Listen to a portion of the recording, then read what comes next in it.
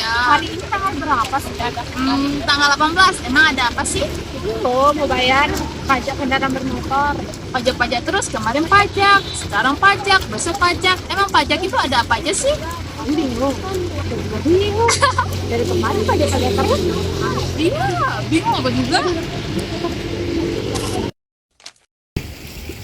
Halo semuanya, ternyata masih banyak nih yang bingung mengenai pembagian pajak sehingga mengeluhkan mengenai uang yang mereka keluarkan untuk membayar pajak. Untuk itu, saya Rai Adelia Fadilah dengan NIM D1A 031066 akan menjelaskan mengenai pembagian pajak agar teman-teman tidak bingung lagi. See you semuanya! Pajak dibedakan berdasarkan kriteria-kriteria tertentu, di mana pajak dapat dilihat dari segi administratif yuridis, dari titik awal pemungutannya, berdasarkan sifatnya, dan yang keempat adalah berdasarkan kewenangan pemungutannya. Dari segi administrasi yuridis, ini akan menghasilkan pajak yang kita kenal dengan pajak langsung dan pajak tidak langsung.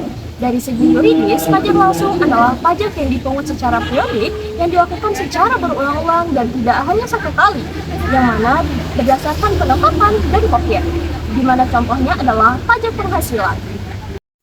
Sedangkan pajak tidak langsung adalah pajak yang pemungutannya tidak berulang-ulang dan tidak menggunakan kohyat. Contoh dari pajak tidak langsung adalah bea materai dan pajak pertambahan nilai atas barang dan jasa.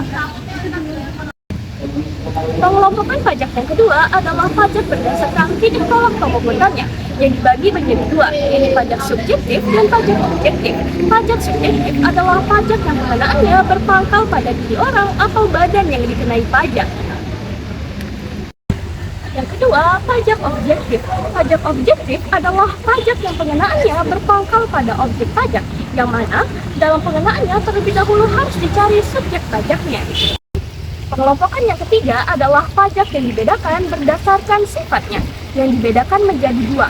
Yang pertama yakni pajak yang bersifat pribadi atau personalis, dan yang kedua adalah pajak yang bersifat kebendaan atau zakalis. Nah, pajak yang bersifat pribadi atau personalis adalah pajak yang dalam penetapannya memperhatikan keadaan diri serta keluarga dari wajib pajak. Sedangkan pajak yang bersifat kebendaan atau zakalis adalah pajak yang dalam pengenaannya tidak memperhatikan keadaan wajib pajak beserta keluarganya. Contohnya seperti bea materai. Namun, ada juga pajak yang bersifat kebendaan yang memperhatikan keadaan diri wajib pajak beserta keluarganya. Contohnya adalah PBB atau pajak bumi dan bangunan. Pengelompokan yang terakhir adalah pemungutan pajak berdasarkan kewenangan pemungutannya yang dibagi menjadi dua, yakni pertama pajak pusat dan pajak daerah. Pajak pusat adalah pajak yang kewenangan pemungutannya berada pada pemerintah pusat. Contohnya adalah PPH, PPN, PPNBM, bea materai, dan cukai.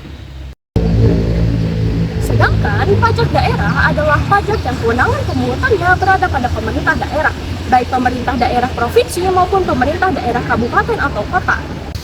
Contoh dari pajak provinsi yang pertama yakni pajak kendaraan bermotor dan kendaraan di atas air, yang kedua bea balik nama kendaraan bermotor dan kendaraan di atas air, yang ketiga pajak bahan bakar kendaraan bermotor, yang keempat pengambilan dan pemanfaatan air bawah tanah dan air permukaan.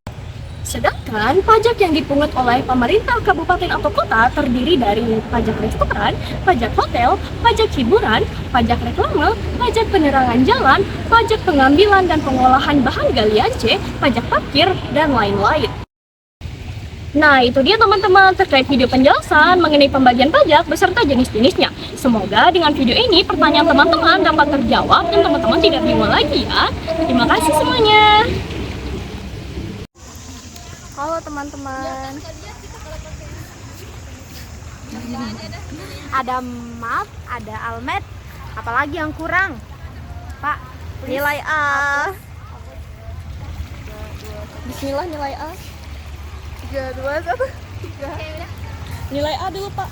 Amin ya Allah, amin. Bismillah. A, Pak. A. I love you.